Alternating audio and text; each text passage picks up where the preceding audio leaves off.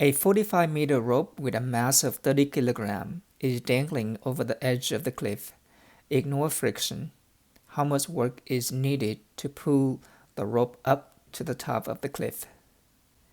A very wrong approach is to assume that the force is constant. It is absolutely wrong to find the work by taking the 4 times the distance.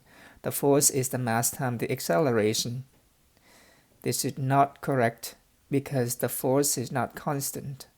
The force that is used to pull the entire rope at the beginning is not the same as the force used to pull the remaining part of the rope halfway.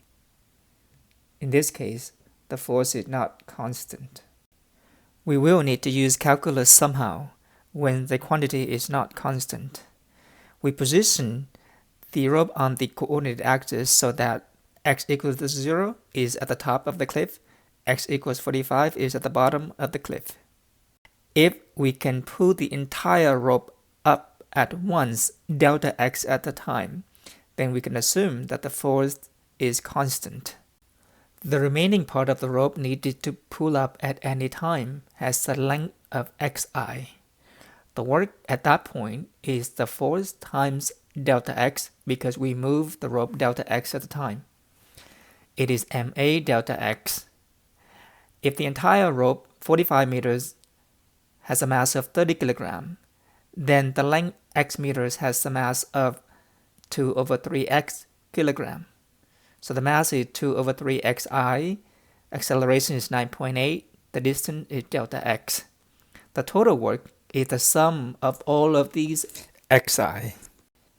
This total work is the Riemann sum, so as n goes to infinity, we end up with a definite integral. We add up all of the delta x from x equal to 0 to x equals 45. The total work is 6,615 joules. Alternatively, this might be better. We slice the rope into many length segments of delta x, and we pull this length segment delta x a distance of xi, so we can assume that the force is constant because it is a tiny segment of the rope. The force is the mass times the acceleration, and the distance is xi.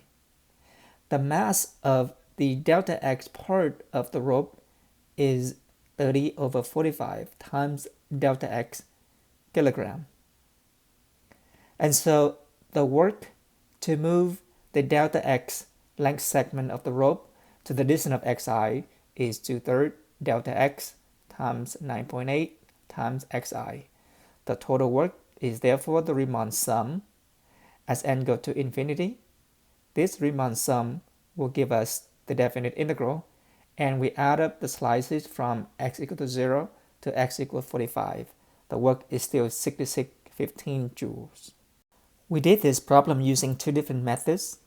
One method, we pull one tiny segment of delta x up at the time, so we can assume that the force is constant. Previously, we pulled the remaining part of the rope up a distance of delta x at the time, so the distance is constant. Regardless of which methods we choose, we need one of the quantity to be constant so that we can use W equals F times D. Work is the product of 4 times the distance if the quantity is constant. Note also that if we were to position x equals 0 at the bottom of the cliff and x equals 45 at the top of the cliff, then we would move the delta x segment of the rope up a distance of 45 minus x instead of xi.